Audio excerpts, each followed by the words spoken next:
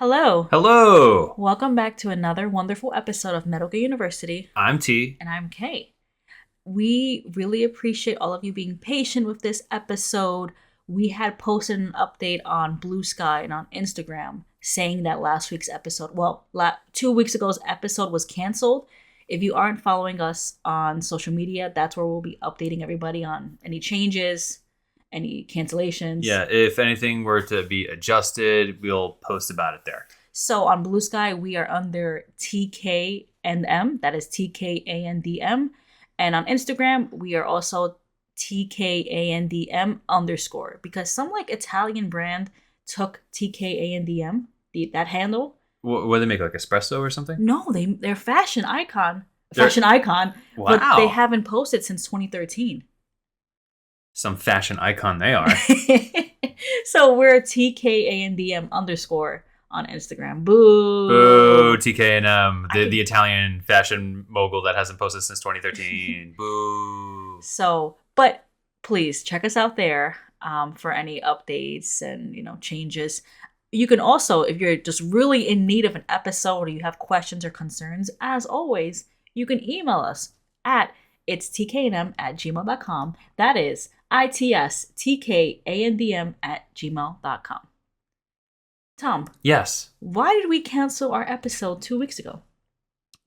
Well, you see, we have been busy. Oh. Busy with what, you may ask? Buying groceries? No. Doing nothing? Kind of, but no. No. I'm kidding. We were busy. It's not okay. Shut up. We were busy because we were invited to have a panel at the upcoming MGSCON in Oneonta, California. Not Oneonta, Ontario, California. Starting off great. I know. We got invited to have a panel at the MGSCON in Ontario, California. Oh, you just rolled it back. Well, that was my attempt to edit it in post, but now you just dumped on that. So I guess it's all staying now. Do it again. No, we're just gonna go. We're just gonna go. We're just gonna go. I didn't know. No, we're leaving it in. We're leaving it in. But you didn't give me any indication that you were gonna. Well, I gave the pause, and then I gave a cadence. I thought it's just the way you speak. But that's how we usually do it. Like if we flub up a little bit, we give each other a gap, a little gap, and then we say it again. I usually do the hand across the neck, like I'm killing somebody, and then that's the okay, stop. Well, that's your indicator. We're gonna have a great panel. Can you tell that we're gonna be really good presenters? We're gonna be great. It's gonna be fantastic. But yeah, like Tom said, at MGSCON at 1 p.m., we're gonna be hosting a panel. We have been working really hard, and honestly, we had to make that choice to cancel the episode because we just needed time. We want to really put our best foot forward, and as always, have enough time to do research and give it our all. So yeah. I mean, we can't really give spoilies on what the panel is going to be about. Yeah, we don't want to, right? No, I don't want to give the whole thing away. I will say that it's in spirit with what we do at Metal Gear University. And it'll also be MGS3 related. Yes, it will be MGS3 related.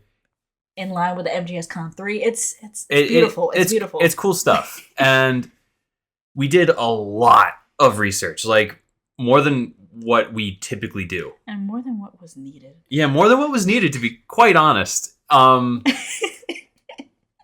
feel like the type of research that we were doing, it's on par to those 30-minute YouTube videos that we make.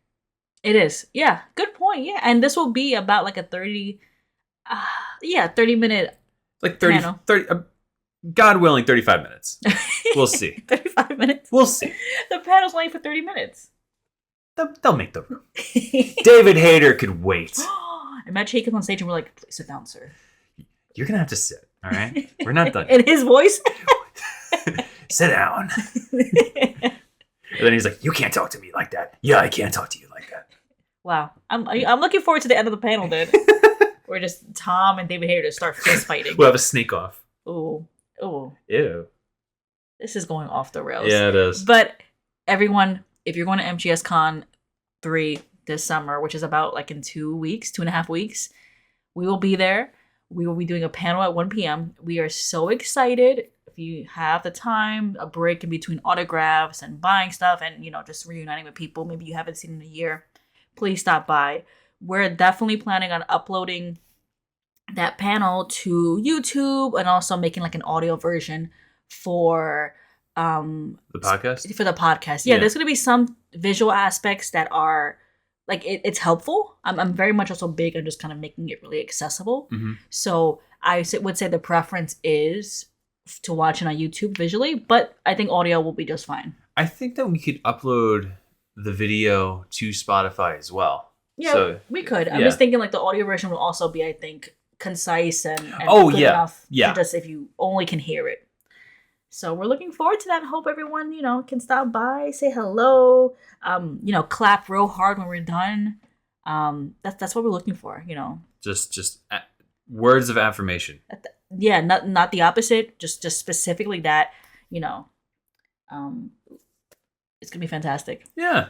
No, I've been having like a really fun time, looking up historical records. Oh, likewise. And like, I don't want to go too into it, but like, there's like certain aspects that I find something and then it lines up with what Kojima talked about. And I'm like, there is no way he didn't look at this. There were many points where Tom and I would find something. Like, we're doing our research kind of individually. We have different topics within this panel. But Tom would find something and then he'd be like, okay. And then we just sit in silence for a moment. Or I would find something and just stand up and he would be like, what? And I'm like, you're not going to believe this. You're not going to believe this. So it's, it's honestly, it's fun to do research. And we've been doing it ourselves. Like, I have access to like academic databases, and now that you're back in school, you do as well. Mm-hmm. So we've been, really able to find these academic journals ourselves without AI, do research the old school and correct way. Do it on your own. And it's been really rewarding, I would say. Yeah, it's really cool to... I feel like the only way to describe it is like digging for treasure. And you're just like sifting through page after page and article after article. And then you find it like a nugget that the Google AI that summarizes everything off top, they don't summarize certain aspects. And then you find like these little details that you could string together, and it creates a cohesive narrative that could like really piece together what we're talking about. And it's really cool. A robot can't do what we do. No stuttering. No little jokes that maybe won't land. They can't do that. Yeah. Confuse Oneonta for Ontario. They're not doing that. They're not doing it like us. No. But that is not the only thing we wanted to talk about for today's episode. We wanted to give an explanation. We wanted to share some fun news. But also... like cool influencers. No. Like the elites. We finally did it. Yeah, we signed up for an Eventbrite. We signed up for a public event at the Metal Gear Solid 3 Delta demo preview that anyone could have signed up for. But we were there. We were there. Not at the beginning, not during the middle, right towards the end of the workday because we worked. Yep. But we were there. We were there. This event thankfully happened in New York City, and it was in the Midtown area, so it was a great, smooth ride for us. I was grateful. It was just a little train ride over. Yeah. It was such a smooth transit. Unlike the how many hour flight that we're doing to MGSCON. Yeah, like, honestly, we're kind of blessed, and I know I take it for granted when events are in New York because everyone just, does stuff here. So yeah, when it comes to the MGSCon, it's like, okay. Yes, it's the only event that I think of that is like, us related, where I'm like, all right, pack your bags. But having it in New York was great. I would say though that it was interesting.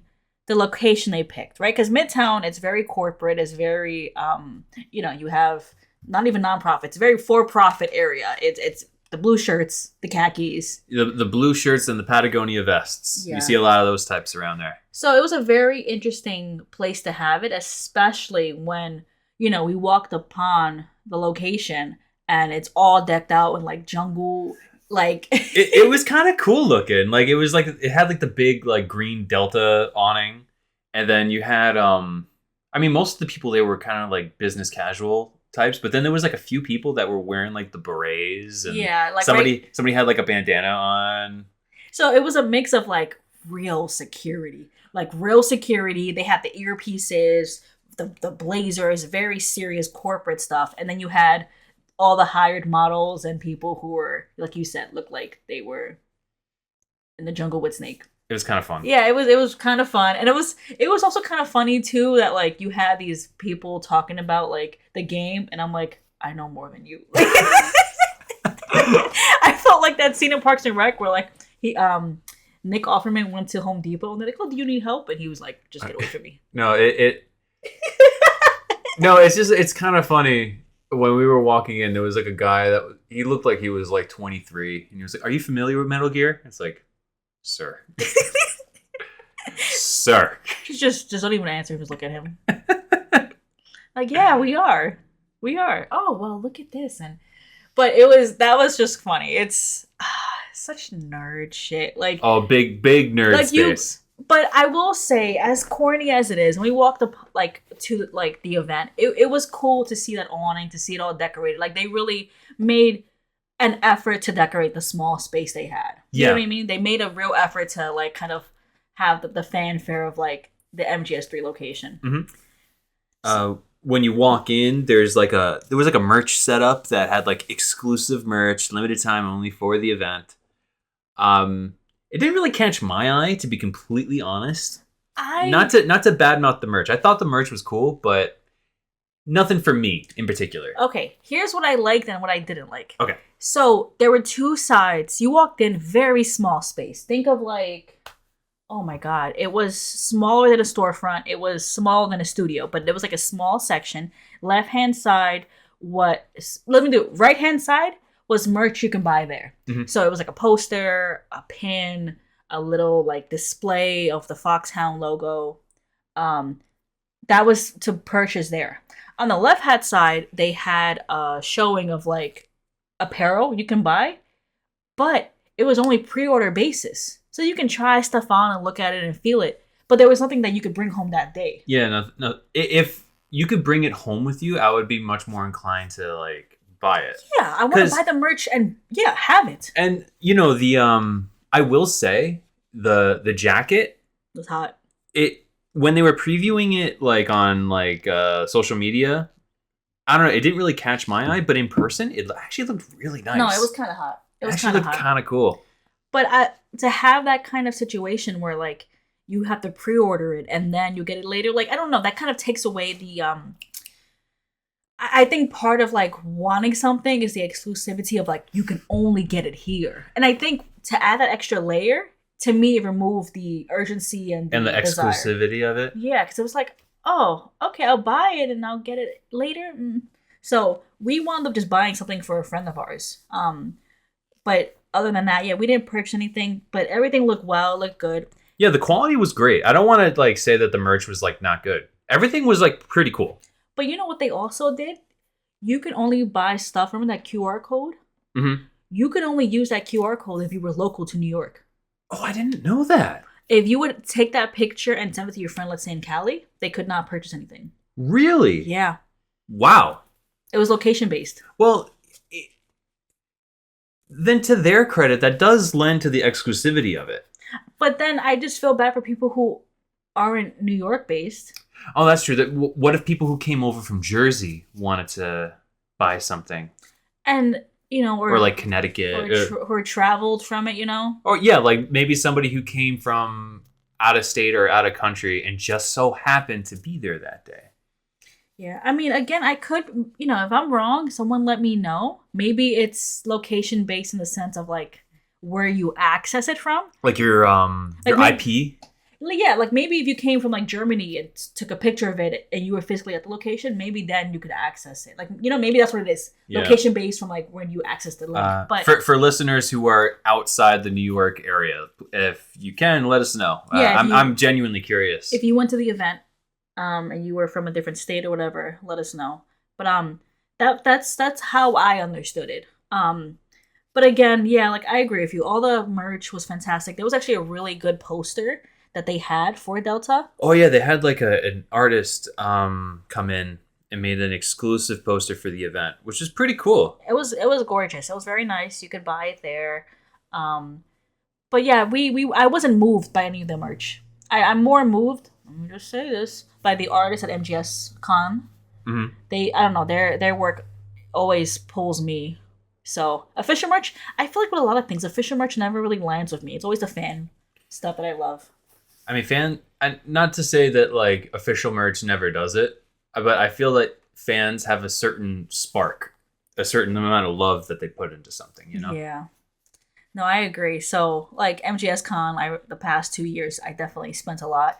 But yeah, if you bought something and you like it, or like if anyone bought the merch and gets it, please share with us because I would love to see it. But yeah, that was. And if you want to like, you know, give me a jacket, that'd be kind of cool. That jacket was kind of hot.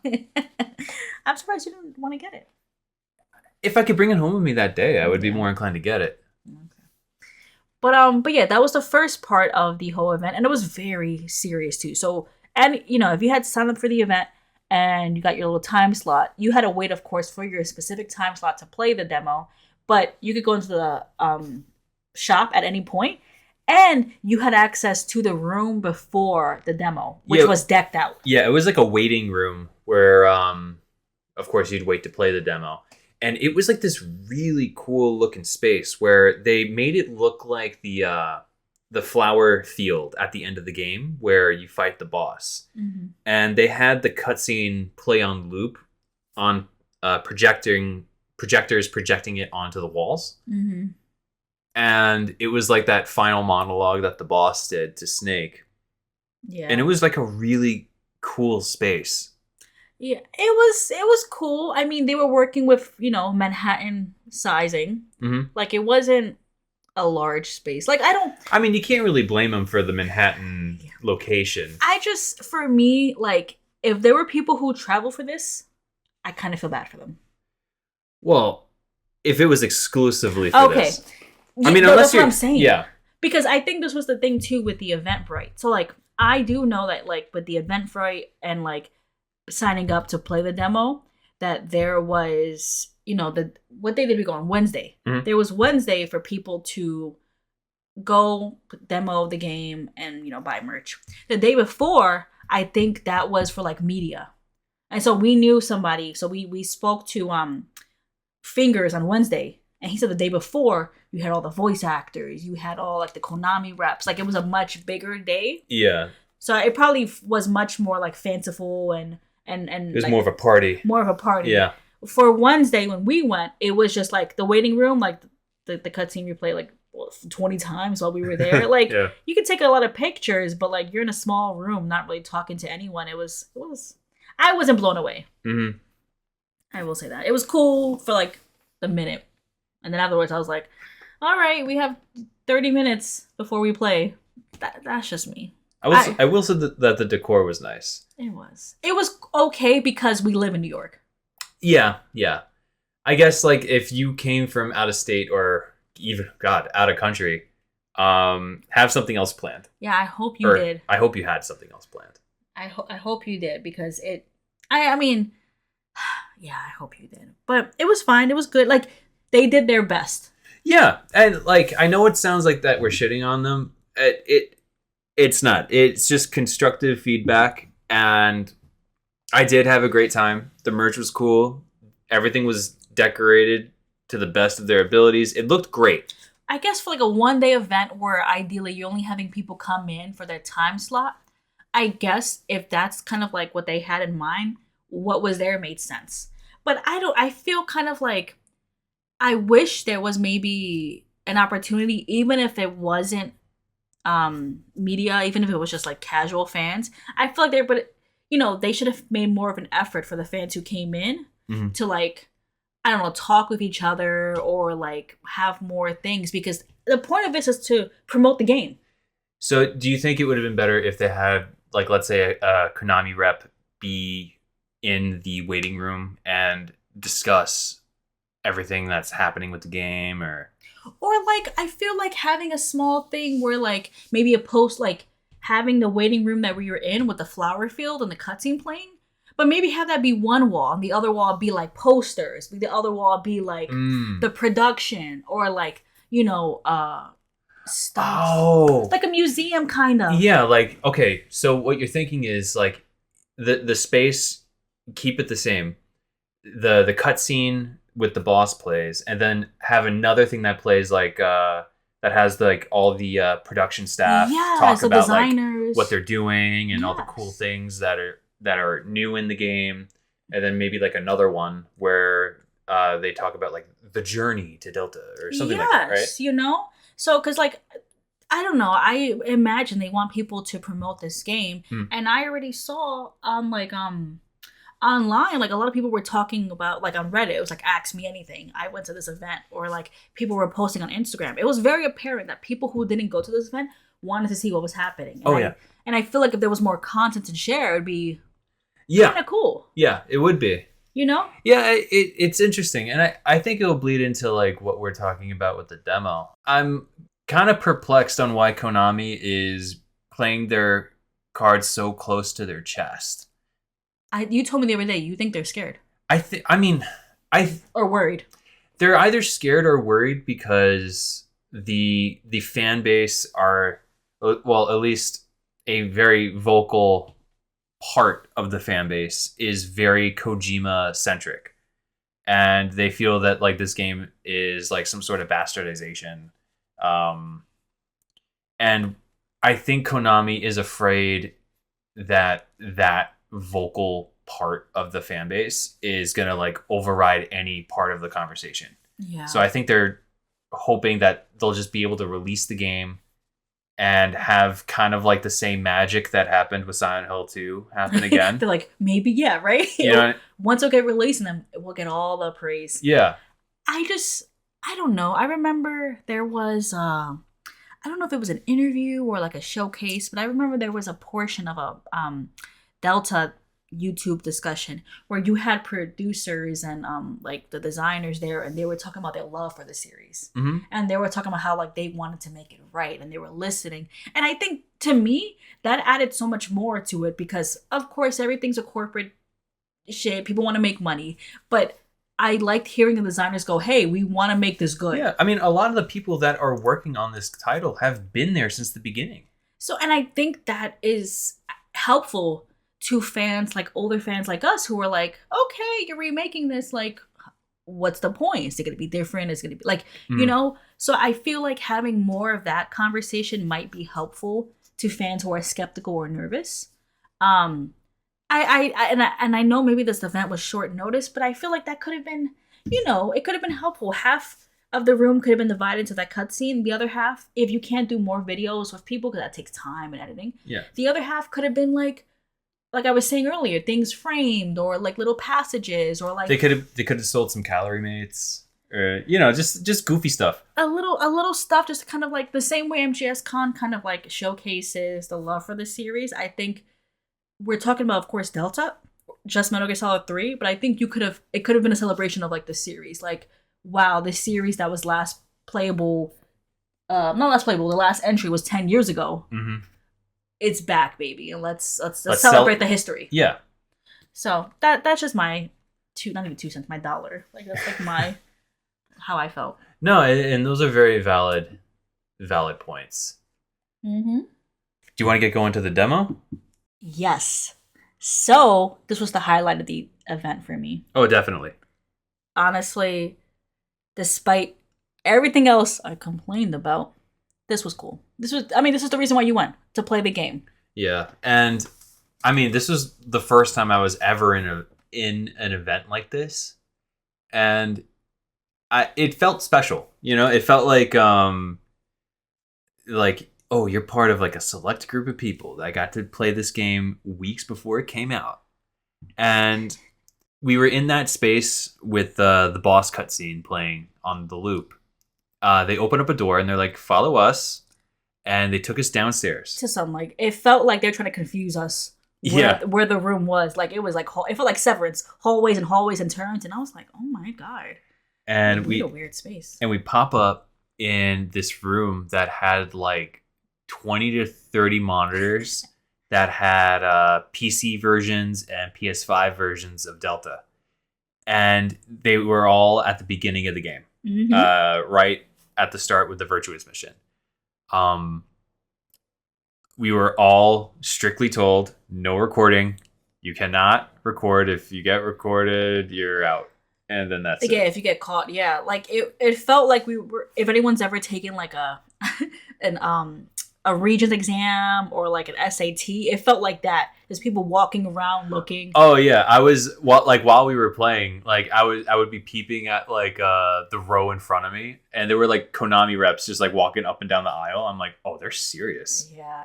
The space too was cool. It was decked out in like some gamer space. Oh yeah, it looked like lights. It looked like oh, do you stream on Twitch? Yeah. Here's the space. But it was cool. I don't know if you heard, they had like a nice little jungle ambiance. I heard, yeah. And they had like, the room was also decorated. So despite not being able to take a picture, they did make it kind of like a nice immersive. Yeah, the tables that we played on, they were all decked out in like camo and. Oh yeah. It was cool. It was cool. It was cool. First impressions? Well. Ooh. When I opened it up. The very first thing that you're prompted with is I like MGS. You know, like when you first boot up 3, it's like, I like MGS1, I like 2, I like 3. It's my first time. I never played. And it's this, only they extended it all the way up to Metal Gear Solid 4. Or 5 maybe. No, yeah, 5. They extended it to 5 as well. I played Peace Walker in 5. That's what it was. Yeah. And they tell you what you get when you pick those certain things. Different camo. Yeah, you get different face camo, different regular camo. Very cool. Same. Yeah, more or less the same. And then there's another menu that you could do that is the new play style and the legacy play style. Yeah, classic and legacy. And the you initially picked the new play style, and I initially picked the older one, so that we could have like a difference of perspective. Mm-hmm. And I mean, before we go into like the opening cutscenes and stuff, when we started playing the demo proper, as soon as I started to move around, and this isn't to knock the controls, I'm willing to say this is strictly a me thing. Like you were playing as classic, the classic mode. Yeah, it is strictly a me problem. But the idea of having something look extremely modern, but then have the classic clunky PS2 controls, it was very like weird. I was shocked to turn to you and see you switch to the new one. It was just, it was wild. Like, it's funny because like if you were to flip it and you had something that looked retro but played modern, I would be open for that. But for some reason, having something look modern but play retro, it does something to my brain where I'm like, this is not right. And it's interesting, right? Because like to your point, it's not even just the art style. I think it's like the comfortability of like the more modern playstyle. Yeah, and it's not like I can't pop in OG3 and play in the classic style. I can do that just fine, but it looks... But that's how you originally played it. You see, yeah, that's also true. That's what it is, too. You originally played it with that level of graphics and that playstyle. Mm-hmm. Now you're playing this modern-looking game with the old playstyle. I think it's too... It's jarring. It's very different and very... comfortable at the same time, and I think that it's like tripping the wires in my brain. And I will say it's probably because of this, and I will go into the demo now. But once you play it, and I told you this after I felt 5. I was playing the demo, And for some reason, I felt like I was playing Phantom Pain. Yeah, I mean, the controls were different than 5, but it still had the same like feel. Yeah, I don't know why. I mean, being able to crouch walk definitely helps out a lot because outside of like the modern games, like the original 3, like the original trilogy, didn't have that ability. Yeah. So that was like the most noticeable like gameplay change, I would say. It's funny, like I don't know if this is controversial. I'm not saying this in a bad way. It didn't feel like 3 to me. I mean, that's fair to say. I mean, they remade a lot. Like the enemy guard placements the same. Oh yeah, go ahead, because you know 3 like the back of your hand. The guard placements were exactly the same. The item placements were exactly the same. Everything that you know in 3, in terms of like the environments, in terms of like bushes are here, tree is there, guard is there. It is all copied and pasted. It's the same exact thing. The only thing that's different is the visuals. Mm-hmm. And we noticed a couple things. So I noticed when I was playing, you did too, that, for example, I was using the trank gun because, no kill. Mm-hmm. But the trank gun had some drop. Yeah, in the OG3, the trank gun, it works like a laser. Like you aim, it's hitting them where you point it. Yeah, and they could be like 3 feet away. They could be like a football stadium away. If you line up a headshot, you're going to get a headshot. With this one, though, I feel like they knew that with the third-person camera angle and like being able to crouch walk, it made the game a little too trivial. So they made the trank gun at the very least have like a very like the bullet drop for that thing is very aggressive. Yeah, I was at the point at the bridge with the beehive, and I went to hit it from like, you know how when you enter that part, you're not too far from the tree. You enter, the tree's a little bit away, off that cliff or whatever. And I was just aiming from like typical spot when you enter the map, and I had to move very close to the beehive in order to shoot it, like significantly closer than I would have liked in 3. Mm-hmm. So that was the first thing I was like, oh, okay, a little shift. It's something, but if you compensate your aim and you get used to it, I'm sure that you can do some fancy trick shots. It's nothing that was game breaking. Yeah, no. It was just like, oh, okay, once it happened, I adjusted. Oh, yeah. Okay. What you noticed, and you're not sure about this, you said the voice lines. Oh, yeah. Now, I could be wrong, but I have a theory that David re-recorded lines strictly for like when Snake punches and kicks. When Snake in 3 punches and kicks, he does ha ha. Wow. Like that's it. I don't know why that's in my head, but it's ha ha. That's it. In Delta, it's not that. He goes like ha ha ha. It's something like that. Interesting. And I'm like, I know it sounds... You're hearing it here first. Okay, I know this sounds very mundane and dumb, but I think it's interesting that they got David Hayter to come back, reprise his role as Snake, just to grunt into a microphone. I think that's just to show that maybe other lines are changed too. That's true too. That's a little like, we hear this, so maybe we're that's us realizing, oh wait, maybe he came back and did something. And did some light additional work, yeah. Mm-hmm. I wouldn't be surprised too, because a lot of the voice actors are out and about promoting this. Yeah. So not only getting paid for appearing, I bet you they have them do some things. I mean, they got Cynthia Harrell to re-record the entire song. So it's not shocking to me if they recorded some new lines or redid old lines. Mm-hmm. I wouldn't be surprised if they added in new scenes or things. Yeah. Yeah, I would love if they kept or reintroduced rather the Guy Savage Nightmare. Oh yeah, rumor mill is that it's in there. I would love it to be. Now I don't know if I would want the OG one or like maybe some reworked one. Would it hold the same weight? I don't know. Are we doing it for like a history stake? Like we're doing it just for like, oh, like wow, I remember this, because that would be for people like us. That's true. What new fans? The hell does that mean? I mean, if they want to go kind of crazy with it, they could like make a mini game based off of maybe some sort of unreleased Castlevania game that they're working on, because like the vampire theme would still line up then. What if you did it like you were playing as like a vamp or something in the cutscene? Oh, that'd be kind of nuts. Because you're like, he's like, oh, I hate vampires, and it'd be like a scene where you play as vamp, killing people. That'd be kind of nuts. I was just thinking like something, because Guy Savage, I don't know if it holds the same weight. I mean, it holds weight to people like us. Yeah.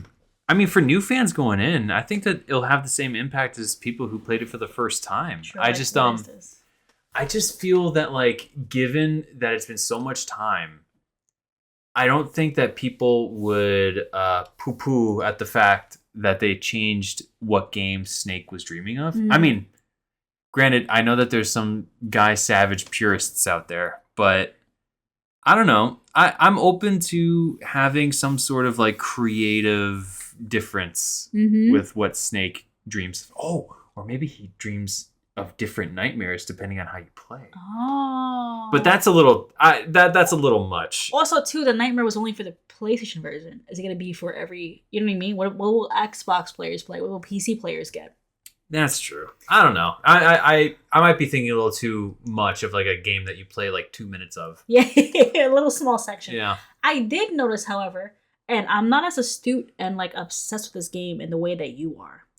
I did notice that some of the cutscenes, like, how Zero explains the mission and explains, like, Kennedy and the Cuban Missile Crisis, whatever. I feel like some historical footage was changed in the beginning. You see, you did the diligent thing of watching the entire opening cutscene. I watched the opening cutscene where he jumps. The world's first Halo jump. And I skipped the little mission briefing. Skipping things in a Metal Gear game? Wow, fake fan alert. We had 45 minutes. Fake fan alert. And they timed the cutscenes. No, those 45 minutes passed by really fast. Because we were mostly watching the opening cutscenes. 45 minutes at work does not feel like that. Like, yo, man. You should have just banged the table. I'm not leaving. The opening cutscene alone, if you time out everything, is like what? Like 20 minutes? No, it was bullshit. That's crazy. Why I told you before we went in, I was like, are you just going to run? That was the original plan. Then you got hyped. Well, no, the people that were running the event, they strictly told us that this was only for the virtuous mission. Yeah. So, little peek to our original strategy. Kay was going to stop around and smell the roses and see what was going on. I was going to use all of my speed running ability. Now, I'm not like top tier, but I could do it. And I was just going to gut it. I was just going to go. And once they were like, yeah, it's only the virtuous mission, I was like, oh, okay. I guess I'll just smell the roses too. Because you can Tom can get pretty far. In 45 minutes, I could probably at least get to the end. Jesus. I've seen you do it. You beat the game yesterday in a night. Yeah. I was shocked. And then we watched the movie after. Craziness. So, but yeah, I heard that some people were able to get further. I'm not too clear what was going on, but we specifically had only the virtuous mission. Yeah, I think from what I was able to observe, I think we had access to the full game. Should just ran. I know, but like they had the guys going up and down the aisles. There were people reportedly that were able to get to where you meet up with Eva, but I guess ever since that one guy that made it to her, they were just more militant on where people were in the game. Yeah, some good Metal Gear player ruined it for us. Probably the 8 a.m. showing. Yeah. And all of us amateurs at the 4 p.m. showing. At the end of the work, they couldn't do it. Oh, damn. well. If they did that, good on them, though. Yeah, good on them. They ruined it for us, but whatever. We wouldn't have gotten that far anyway. I wouldn't have, you probably, but that was cool. No, I mean, I would love to hear other people's experiences. We were supposed to go with Johnny of Metal Gear Resurrections, now known as Gamer Zaddies. We were supposed to go with him, but he wasn't able to make it. We thankfully ran into, I think we said it earlier, Fingers. Yeah, Fingers was there part of the media. As part section. of the media, of Kojima Frequency. Mm-hmm. So he was there, he couldn't give us his take. Yeah, it's funny. I didn't mean to press him, I was just like nonchalantly. I was like, so what do you think? And he was like, oh, I signed an NDA. And I was like, yeah, but like, thumbs up, thumbs down. And I was like, yeah, okay. In the moment, I was excited. And I forgot what NDA meant. you were like, he said, I signed the NDA. Tom was like, I don't know what the hell that is. Like, tell me. I'm going to ask you again. Tell me, fingers. I was like, Tom. It was like, I saw the NDA. Tom's like, thumbs up or thumbs down. My man. Like, tell me, bro. Tell me. It's not like we're in the middle of the Metal Gear space where they're probably watching you. But yeah, he was there. There was a lot. Cynthia Harrell was there for a bit. I know David Hayter, Laurie Allen. So, it was a cool. I think we're kind of going back and forth. That was my fault. But yeah, a lot of people got to play it, but we haven't really been able to speak with people who played it for their point of view or like just to kind of like talk together. I enjoyed it. I actually really did enjoy it. While I said it did feel like 5, I think it felt like 5 because it was so smooth. Like the way that Snake moved it felt way different than the original Metal Gear Solid 3. Like it was different. Yeah. I remember going in that people were concerned of the animations and stuff of that nature. And once you get a hold of this thing, the animations are genuinely like good. Yeah. I remember gorgeous. I remember there was people that were like looking at Snake's animation when he's like climbing on that rope bridge in the beginning. And I specifically went and did that. And it looks like they worked on it. And it looks pretty good. Like they actually mapped Snake's hands to grip the actual boards. Like some of the boards are like uneven, so like Snake's hands actually like grip the parts of the board. It's cool. It's funny too because I mentioned earlier that the controls for this game is slightly different from Phantom Pain. Like there's no like for example, like there's no dash button, and I was expecting like you wanted him to run. I wanted him to run at some point. And hit the crouch button and the prone and the rolling button. It's all different. No, but I think that's why to me it felt like 5, which is why I was like expecting him to run. But like it was still it was a much smoother Metal Gear Solid 3, but it was still the same buttons you're used to. Yeah, I would say that Snake feels heavier. Like he's definitely like he runs slower and he picks up enemies at like a slower pace. Oh, it was pissing me off. Like I feel like Snake is heavier and the enemies are also heavier as well. I didn't, and man, I should have. I just, you're in the moment and you forget things. I wanted to like test out the enemy AI and get like an alert phase and see what they do, but. Like I'm good like that. I wasn't spotted. I'm so stupid. He said I'm nice with it. All right. But ultimately, I won't say it made me excited for Delta to be released at the end of the month. It was more so like, okay, this felt good. Yeah, the controls are tight.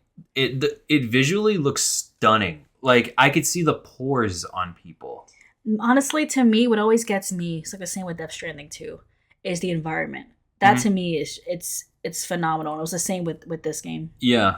Also, I know I said earlier that the environments are exactly the same as before, but because of that, I feel like they were able to pack in so much lush like greenery and bushes, and it makes the environments much more dense. Like you get a real sense that you're in a jungle. And I mean, you got the sense of that in the original 3, but like in this game, like, I mean, Snake gets like dirty when he's like crawling around and stuff. Like there's like a real sense of like I think you said when we went out of it, like that the environment itself was a character. Yeah, I did say that. That was cool of me. I forgot I said that. It was just a cool experience. Just like a confirmation of what you already know? Essentially. I see. So, but it was a cool experience. It was cool to be able to sign up for this event. Yeah, it was really cool. You know, TK&M, Metal Gear University, we try to give you all the exclusives and, you know, this exclusive event that was open to the public. Yeah, they exclusively invited us and anyone else who could sign. But they also did invite us in a way by having us openly sign up for this public event. And for all of you listening, we do this for you and for us, but for you and for us. I mean, I did it for me. Wow. But it just so happened to work out that it worked for everyone else too. So. But I think we're going to end it there. We just wanted to, you know, pop in real quick, say hi, give you guys updates, and give a little kind of look at Delta, which, you know, was pretty. It was smooth. It was cool. I would say that this is like a great way for a new Metal Gear fan to get into the franchise. Like I always said, well before the Delta came out, well before the Master Collection came out, if someone were to tell me, I want to play Metal Gear, but I only have the patience and the time for one game, I would either, depending on the person, I would recommend Metal Gear Solid 1 or Metal Gear Solid 3. Because outside of the larger lore, those are like self-contained stories that you don't really have to know a lot going in. Yeah. So I think to those people who are like that, who want to play Metal Gear, but just want to play one Metal Gear, this is a great one to hop in on. If you know anybody who's playing Metal Gear for the first time, and this is going to be their first Metal Gear game, please tag us on any of their posts or point them our direction. We actually are trying to think of we were trying to cook something up. So send them our way or send us an email again at tknm@gmail.com. Because we're just looking for people who are, you know, going to play Delta, and that's their first entry. So yeah, just that was a good little segue. But T, let's end it here. How much more can we talk about, you know? That's true. It's fun. I'm looking forward to it. We'll see. We will see you all in, oh my God, in 2 weeks' time. In 2 weeks' time will probably be the panel. Jesus. 2 weeks? Yeah, the panel. Oh my God. So yeah, we'll see you then. If you're at MGSCON, we'll see you there. We'll see you there. Take it easy. Love you all. Take care of yourselves and everyone around you, not just your loved ones. And have a good one. Bye, guys. Bye.